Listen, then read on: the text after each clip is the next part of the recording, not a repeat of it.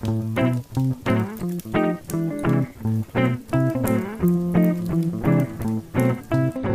and welcome back to a new episode of Off the Shelf. I'm Elizabeth Nelson and here with Kay Johnson. So what have you been reading, Kay? Well, Elizabeth, I have been reading quite a variety of books, but the one I feel like talking about at this moment is called Crucible by James Rollins. Okay. Now, I happen to be a huge James Rollins fan up to this book. Uh-oh. And this is one of his Sigma books, which is about soldiers with PhDs. Mm-hmm. And I've noticed that Dr. Rollins, he's a veterinarian by trade, a PhD veterinarian, I might add. So this could explain why we start out with a book that begins with a long discussion about science in an introduction. Okay, so I forced myself to read the long introduction about science. Okay, then we go into the long history explanation. And as much as I like history, I'm just sort of waiting for the story to begin. And now, let's see, how many pages in? I really should check this. It's like 30 or 40 pages in before the story actually starts. And at this point, I'm thinking cheap Kay Johnson, paid $14.99 to get this book, rather than putting my name in at the library and waiting for it. And so now I have wasted, an hour of my time to get to the actual story. And so now I'm reading the actual story, and it's like, okay, I think I've read this story before. Oh, it's similar to other books he's written. So now he must have a blueprint he follows. Oh, okay. And so what did Kay do? Kay went from page 100 to page 400 to fast forward to see how it ended. See if there was anything good in the middle that I should read. Mm-hmm. And I can say with complete honesty that I have not read the middle of this book, nor do I intend to. And as of probably a month ago when this book came out, I will not be buying any more James Rollins books.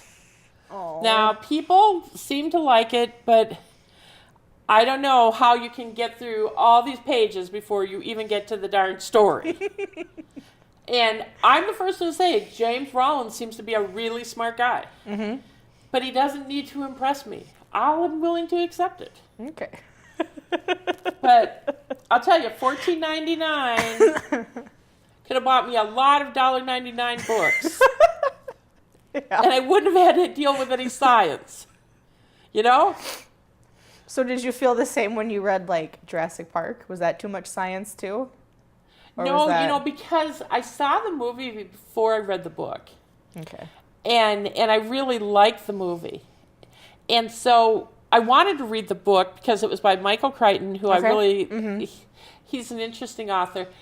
And the book was so much more interesting because you better understood the movie because of the science involved in cloning dinosaurs. And so that, I was not annoyed by that science. Okay. But this science I'm annoyed by. Okay. I think it's because Crichton starts the book, at the there's a story from page 1. Yeah. You don't have to wade through a whole introduction of science Okay. and then a whole history introduction to somewhere in this fog to find the story. Yeah. And so Crichton hits you right out of the gate. So was it like repeating information that had happened in the previous books in this series, or was it just the same layout? It was the same layout. Oh, okay.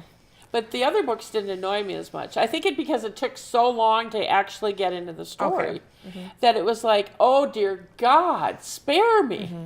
Because I know with the Sookie Stackhouse books, for me, I had to stop reading those just because you would start the book and then she would then retell you everything that had happened in the previous 5 books to get you to the current book.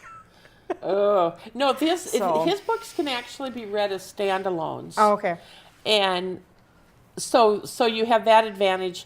But if you've read the series in whatever order, you're familiar with characters and know kind of there's a character named Monk who lost his hand in one of the one of the books, and so he keeps getting more sophisticated hands because these are scientists.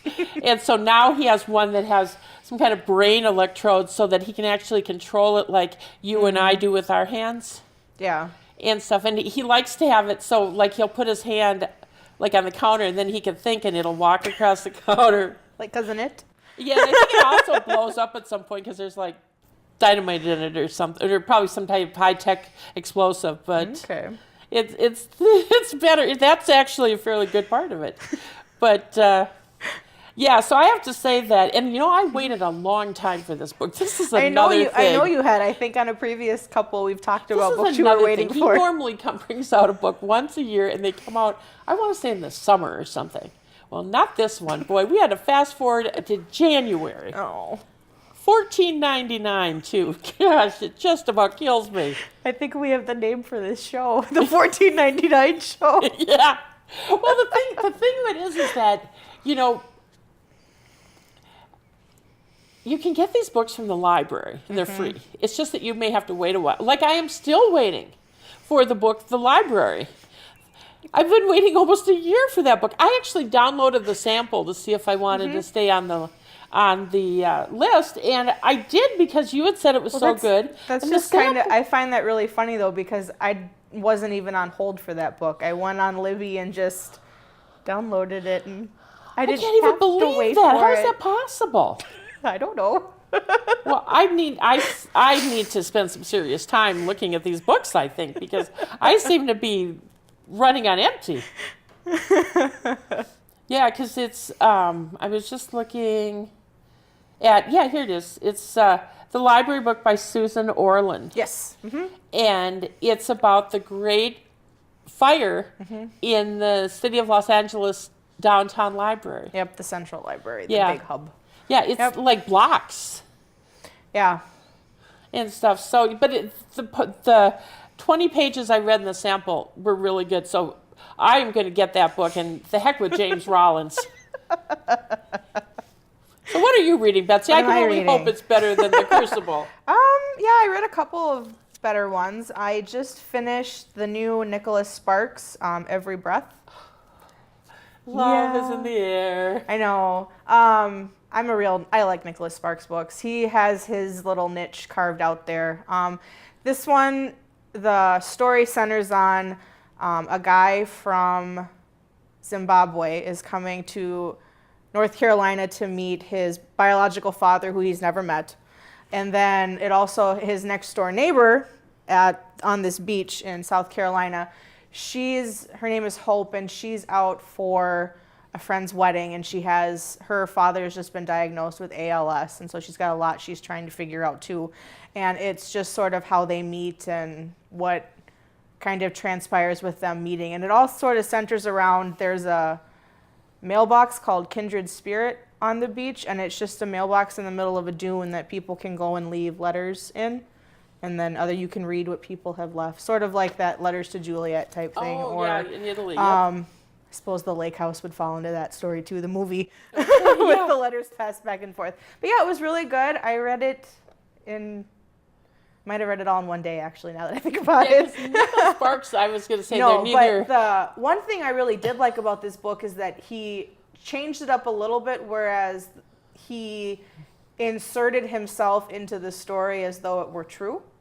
Oh, that's interesting. So he talks about how he'd gone to stay at the island and someone told him about the mailbox, and then he found this story about this couple and then met them. Okay. And then so it bookends with him talking about traveling to Africa and trying to learn more about them and talking to people they knew. So it's a work of fiction, but the bookends make it seem like it's a real story, I was kind of thinking it to myself. I was like, okay, did this really happen? And then when I got to the author's note, he said, it's all fictitious, but it was really fun to try to stick myself in the story. Have they made movies of all of his books? I don't think all of them, but a fair amount of them. Yeah, that's what I thought. Yeah, The Notebook, Nights in Rodanthe. Yes. There's a few, I don't know. There's a few more too, and I don't remember. The big one was The Notebook. Yep. With Amy Adams and Ryan Gosling. So, I finished that one. And then I also read or listened to the audiobook for The Hellfire Club by Jake Tapper. Oh, He's yeah, a okay. CNN reporter who wrote the book follows a freshman, I think he's a senator, in Washington, D.C., and he's trying, to do the right thing and pass the bills. This is not a true story? It's not a true story, no. And it's how he gets sucked up into the corruption and these other kind of behind-the-scenes groups like called the Hellfire Club, and then talks about like Skull and Bones and those other kind of secret societies that are apparently working in Washington. So Shock, I know. surprise. Yeah, no, it was really good. I could tell that he was a television reporter by the way he delivered his speaking. So I was like, yeah, you do this for a living. You recite. Yep. But it was good. I kind of got a little confused a couple of times, but I was able to refigure it all out. So maybe it'd be a better book if I would have read it as opposed to listening to it. Oh, But, true. That's well, that sometimes makes a difference. Yeah. Just depends if you like the reader or not. Yeah. That can, like, I listened to One for the Money, the first Janet Ivanovich book, and I did not like the person that was reading it.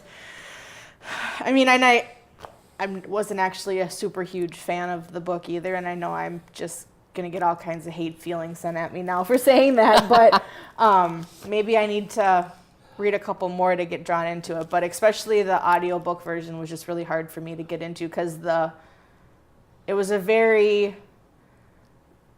voice had a very heavy kind of accent to the area of where she lived, and it was kind of like, I don't know if I would picture this character having a heavy New Jersey accent, but okay. So, I don't know. That can be kind of hard. Yeah. And then some of the story. Some of the names were kind of similar, so it would be like, wait, I thought that was a bad person. Why are we liking them now? And it was like, oh no, wait, that's a different person. Yeah, that's the thing with audiobooks. You sometimes, when you've got the names in front of you, you can flip back, whereas the audiobook, it's not as easy. Yeah, definitely. Anything else you've been reading? Well, I read, on a different note, a book that I actually really enjoyed. And it was called Anything But Civil. And it's by an author named Anna Lone Wilsey. Okay. And it was a Kindle Unlimited book for $1.99 or maybe even $99, depending. But it's about the Civil War. It takes place shortly after the Civil War, and I'm a Civil War enthusiast, and so I often read books like this. But it's a mystery, and the protagonist is a woman called Hattie Dawish, Okay. and she works as a personal assistant to a wealthy fellow the book takes place after the Civil War, but he's writing the history about a general. And so they go to this town in wherever it is, or they go to Galena, Illinois, which is the home of Ulysses S. Grant. And the general that they're meeting lives there. And so they get there, and it's interesting because you've got the whole class thing where Hattie, even though she's not a servant, but she's treated as a servant by the rich people. Okay. And but she's real smart, and she her boss ends up getting thrown in jail for murdering the general's son, and Hattie has to figure out who did it to save him. Okay. And he specifically asked her, he said, you need to put aside your typing and find out who murdered this guy to get me out of the slammer. And so... No pressure or anything. No, and so it actually is pretty good because I didn't know who did it. I wasn't sure who did it. And toward the end, I kind of thought that's who it was, but it was good, and there's several in the series. Okay. And stuff, and I think they have the same characters showing up, like her boss, and she's dating a doctor, and he shows up, and so forth. So it's good, and so I would recommend them. There's a number of Civil War mystery series, and there's a woman named Anne McMillan, and I don't know what happened to Anne McMillan, but I've always wanted to know because she wrote 3 mysteries that are really, really good. Okay. And she didn't write any more. And then there's another guy whose last name is Killian. He died. Okay. So there aren't any more of his books. And then there's another guy who's high-ranking military officer who's retired, who wrote a series about a guy, I can't remember, I think his pen name is Owen Perry. And they are great books. There's like 5 or 6 in that series, I think. But he writes in dialect. His protagonist is Welsh. Oh. During the war. And he writes he uses the language of the day. Okay. Which is really interesting because it's hard to do. Yeah. And but whoever, I can't remember who the author really is, probably someone your dad knows, and but very accomplished man, who wrote these books. And so, but there's several series. But if you're interested in Civil War mysteries, I'd really look up Anne McMillan's because her books. Her protagonist is a woman who comes from a wealthy family who is Confederate, and she's working in a hospital in Richmond. She sort of has an on-again, off-again relationship with this head doctor. Okay. And they have, she's friends with a black woman who is a naturopath who uses plants and things to heal people. And so there's lots of interesting stuff. But it's like, those are good books. Okay. So what else have you been reading? Well, I was looking online when I was researching other books that I wanted to read, and I actually came across a list of, they called them bookish or book nerd questions or bookworm questions, and I thought that maybe over the next couple episodes we could kind of throw a couple out and see what we could come up with for answers. Oh yeah. I think if you open up a dictionary, our photos are right there. Probably, yeah, that's true. Yeah, you're right. So let's see. This one's kind of funny. What book character, if you could, would you punch in the face? How about authors? That too. James Rollins is on my list today. I wouldn't punch him. I'd just say Jim. Well, I had that kind of moment when I was listening to One for the Money, because at one point there's somebody outside the main character's door kind of taunting her, and it's quiet, and she looks out the peephole and she doesn't see anything. So what does she do? She opens the door. And is it a short person? Well, she's like, oh, the hallway looks empty. I'll open the door and go out and see if anybody's out here. And it's like, okay, no. No, in fact, you're not even supposed to look through the peephole because people shoot people through the peephole. I read that in one book. So I thought, okay, no more peepholes for this kid. Yeah, and I was just like, why would you open it? It's one of those things where they say the same thing with horror movies. Why would you open the door? Why are you going upstairs with the lights out? Yes. It's that kind of thing where it's just, you see what they're doing and you're like, no, don't do that. No. Bad idea. Yeah, but, yeah. What genre that most people enjoy do you dislike? Do you have a genre of books that... Science at the moment. I think mine would... I don't know if it's exactly a genre, but it's the books like Gone Girl. Those kind of really... You know, I have to say that there was not type. one thing about Gone Girl that I liked. You know, and everyone raved about that book. Yeah. So I, of course, read it like everybody. And I have to at least feel somewhat sympathetic to the characters. Mm-hmm. There was not one character in that book that I liked. Yeah. And I just became more disgusted the more I read it. Mm-hmm. And I actually read that whole book and then thought, why? Mm-hmm. I read the whole book as well, and then Becca and I went and saw it in theaters. See, and I would not go see the movie. Well, she picked the movie. Oh. Sorry, Becca. I'm throwing her under the bus here. What author, alive or dead, would you like to meet? And you can't say James Rollins again. No, you know, boy, that's a tough one because there's a lot of them I would like to. Well, probably the one I would most like to meet is Mary Roberts Reinhardt. Oh, okay. Mm-hmm. And she's a mystery writer, 20s to the 40s, maybe 50s. Yeah. And Agatha Christie would be another one. Agatha Christie maybe because, my God, that woman murdered a lot of people. and used so many different ways to do it. I mean, poison and strangling and shooting and knifing. I mean, there was just no end to what this woman could do. And it made me just wonder about Agatha. I mean, she looked pretty okay, but you gotta wonder. And Mary Roberts Reinhardt, because she had such a wonderful way with words. Oh, I like her books because she's just really can paint a scene. Yeah. I just had it. My brain just blanked on me here. One of the ones I like for sure would be Sarah J. Maas. I really enjoy her books. She's alive, so I could still meet her. So if I'm ever in the same state as her at some point, that is. Lillian Jackson Brown, I think would be fun to meet. The cat books.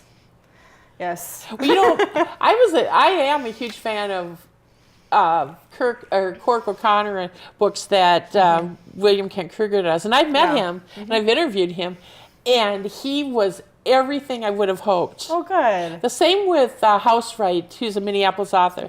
He's another one who I interviewed, and I really liked.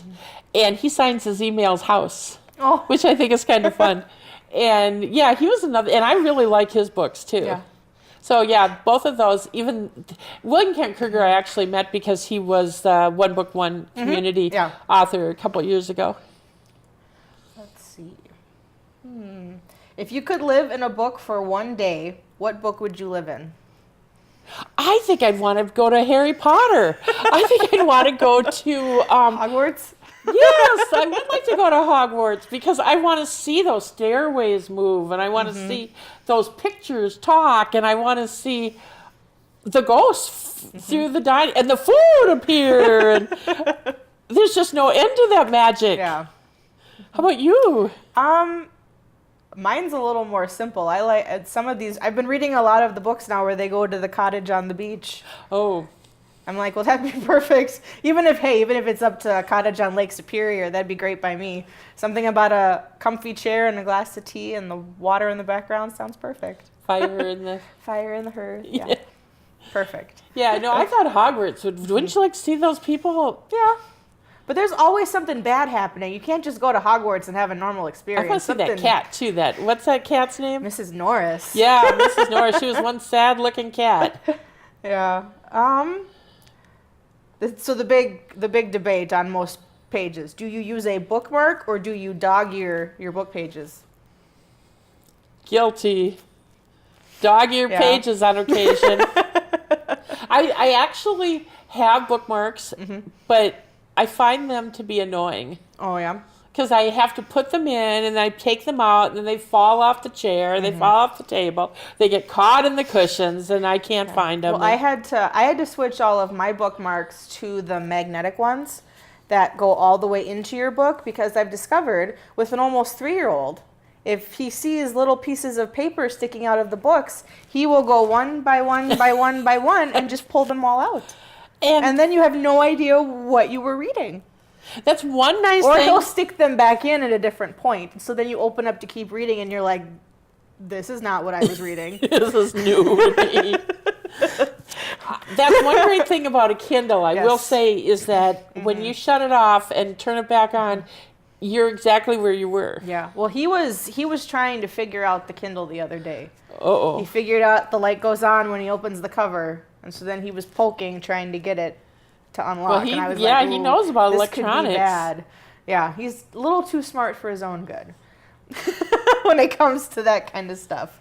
I guess I can't remember if I don't think I've dog-eared. I think if it's like a used book that I've read a whole bunch of times, I will. But a lot of those have bookmarks in them from the last time I read them that I can just move. Like this copy of Pride and Prejudice still has the Post-it mark in it from some time when I was researching something, so I just pull it out and use it again. I don't think it's actually marking anything. But I think that is one great thing about Post-it Notes. They do make good bookmarks. I have a friend of mine, when he reads, he'll kind of put a bookmark in from whatever he was doing at the time. So he pulled out a book from that he was reading last year, and it had his ticket stub from some play he'd gone to see with his daughter. So then they could talk about that. So it's just that's fun. Yeah. So he just put something in that from a memory of what he was doing when he was reading the book. Flash to the past. Yes. Mm-hmm. Oh, that's fun. What else can we talk about? Well, I can tell you about another book I you read. can. This one you'll be really excited about. 1 Second After. And this was by another Army guy, William Forstchen.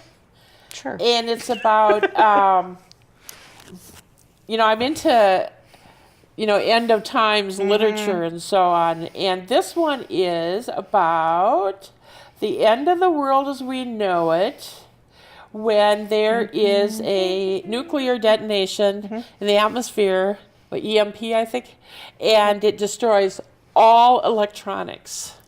So planes fall out of the sky. No more Kindles. No more Kindles. No more Kindles. And no more cell phones, no more cars, no more anything, basically. And so he's home with his family, and, all of a sudden the phone doesn't work. And, we don't always get reception here. And then, all of a sudden it's quiet. They can't hear cars on the freeway.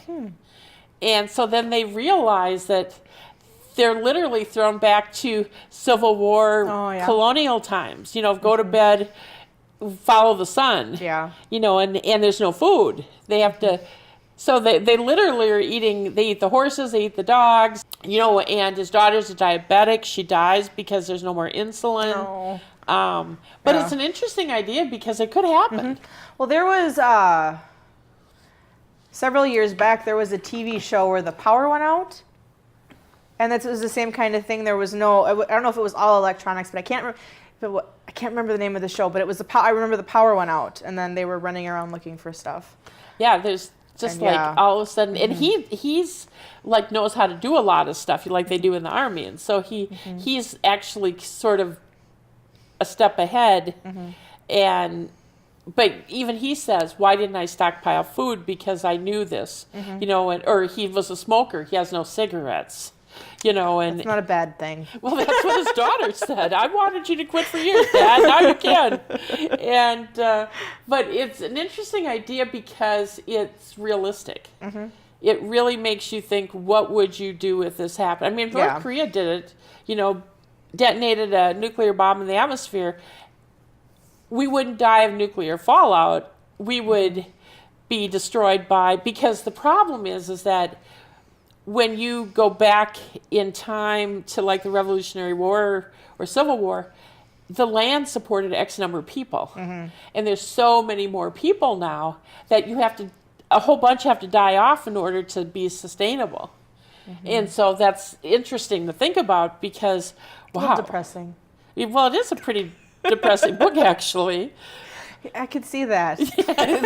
Yeah, where zombie book, there's some hope, In a weird way, yeah. In a weird way, but at least, but it was interesting. I mean, I read the whole thing. It held my interest. Yeah, well, good. Are there any questions that you could think of that you'd like us to talk about on an upcoming episode? If you do, check us out on Facebook or Twitter, or send us an email at offtheshelfbooktalk@gmail.com. And we'll see you next time. Thanks.